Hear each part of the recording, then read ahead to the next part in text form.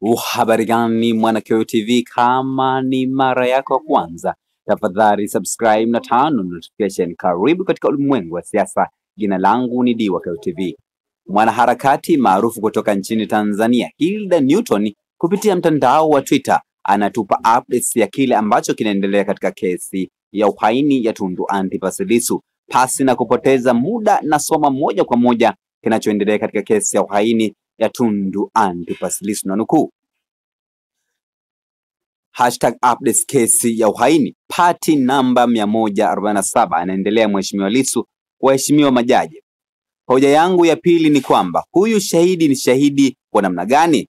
Kwa mujibu wa kanuni ya 3 lazima awe yuko chini ya amri ya ulinzi. Sasa mahakama hii inawezaje kujua shahidi kama yuko chini ya amri ya ulinzi? Naomba kuwarejesha kwenye kanuni ya 5(1) ambayo inasema mtu huyo lazima awe amebainishwa katika maombi. Maana ya hayo maneno ni nini? Maana yake ni rahisi, ni kwamba mtu ambaye jina lake lilipelekwa au kwa majaji likaombewa ulinzi, jaji awe anamfahamu kwa jina na kuwa maisha yake yako hatarini. Naomba niwarejeshe kwenye hati ya maombi ya tarehe 14 Julai mwaka 2025. Hiyo ni application ina viapo viwili. Ina kiapo cha SSA Moze Akiama na ACP Amin Mahamba. Waheshimiwa majaji, kwenye hilo hati ya maombi, hivyo viapo viwili, hakuna kiapo hata kimoja chenye jina la shahidi hata moja. Katika orodha ya mashahidi wanaoitwa wamepewa ulinzi, hakuna hata jina moja la shahidi ambalo lilipelekwa kwa Jaji Mtemba.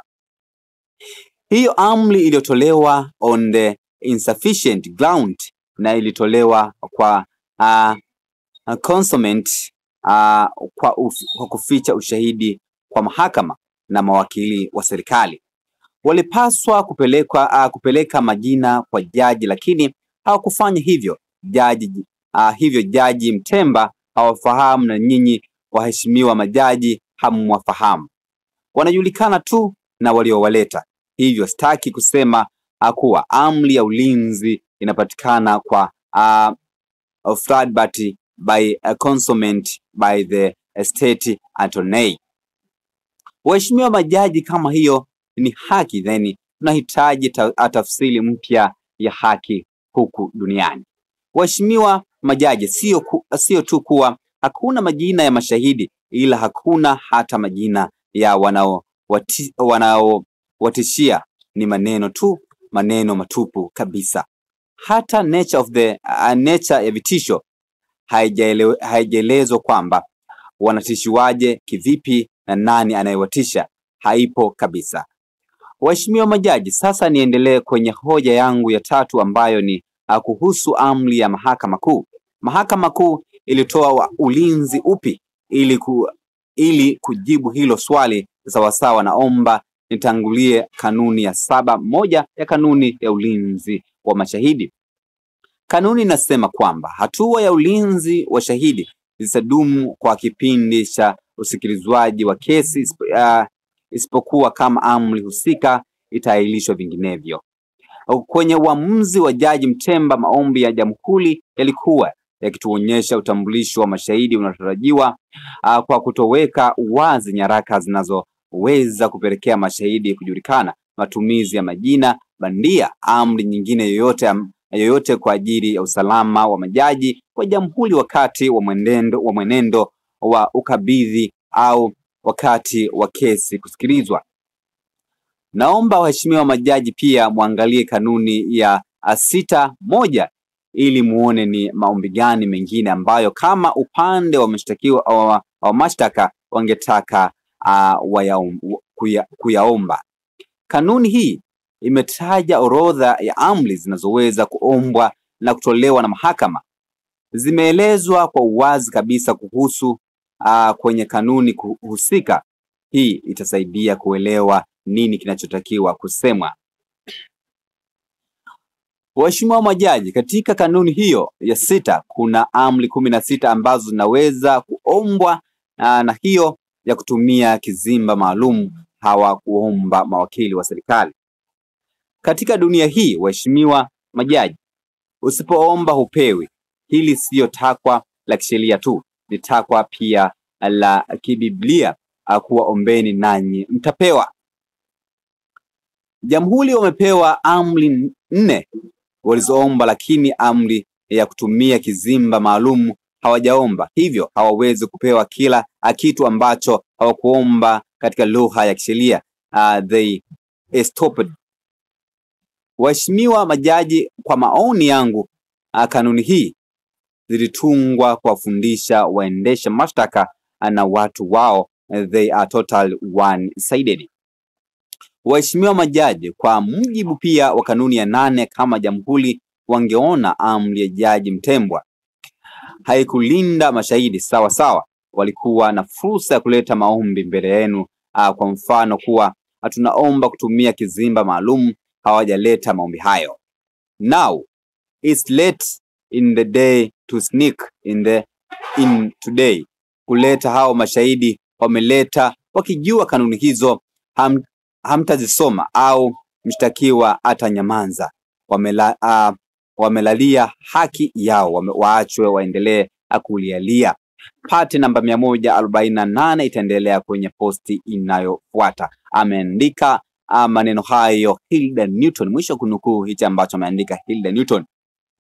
Maoni yamekuwa ni mengi kweli kweli, sitaweza kuyasoma yote, lakini nitasoma maoni kadhaa kama ilivyo ada yetu. Wa kwanza naitwa Mpanzi, anasema hii nchi ikikombolewa na Tundu Antipas Lissu apewe uanasheria mkuu. Thadei Mhabuka anasema haki huinua taifa. Trading Skills anasema yaani watu walikuwa wanasema Mungu huwa anatoa kipawa kwa mtu, lakini walikuwa hawaelewi maana yake. Sasa leo wanataka wajue nini maana ya kipawa kutoka kwa Mungu. Lissu ni mfano wa kipawa cha sheria ambayo amepewa kutoka kwa Mungu wetu. Mungu wetu. Wengi wamesoma na hawajui sheria, lakini Lissu amempigia saruti hapo. Lakini JB Cohn anasema huyu jamaa atanifanya nikasome sheria. Lakini Hekima Mtupa anasema sasa huyu mhadhiri mwandamizi wa sheria badala ya kudili na kesi zake ameamua kuingia darasani kufundisha majaji na mawakili wa serikali. Lakini Buda anasema hiki kichwa kinatosha kutengenezea Tanzania mpya. Lakini Malesho anasema now it's late in the day to sneak in today. Akuleta hao mashahidi wameleta wakijua kanuni hizi hamtazisoma. Lakini Bank anasema neno sheria likabadilishwe liwe title Lissu. Mtu anayesomea sheria mtaani tumtambue kama mtu anayesomea Lissu. Lakini Dickson Henley anasema hawa jamhuri kwa nia njema kabisa kabla ya kupanda kizimbani kwa ajili ya kuendelea na kesi wanatakiwa wapeleke makabrasha yao yote kwa Lissu awahakikishe ndipo kesi ianze, vinginevyo ameguna hapo. Lakini Hezbi anasema hiyo misali 4 ya mwisho ni ya moto sana, inavuruga mipango. Lakini Ukweli anasema Lissu ni hazina ambayo kama taifa inapaswa kutumia kutunzwa. Lakini Josin anasema wakaamua kutoa godolo wakalalia, haki yao waache waendelee kulialia. Mheshimiwa akaweka emoji ya kucheka hapo. Lakini Libero anasema kifupi upande wa mashtaka haujui nini wanachokitaka. Lakini Santana anasema huyu Lissu ni binadamu wa kawaida kama sisi, kweli anajiuliza hapo. Lakini Son of Kilimanjaro anasema na leo washakalia msumali. Lakini Adeo anasema tutaelewana tu. Lakini Isa anasema kimeumana. Dopamine anasema siku ya leo kwa wanasheria wa jamhuri ni ngumu kweli kweli. Lakini Chaz anasema waliambiwa waachane wakashupaza shingo, ona wanavyo apapaswa.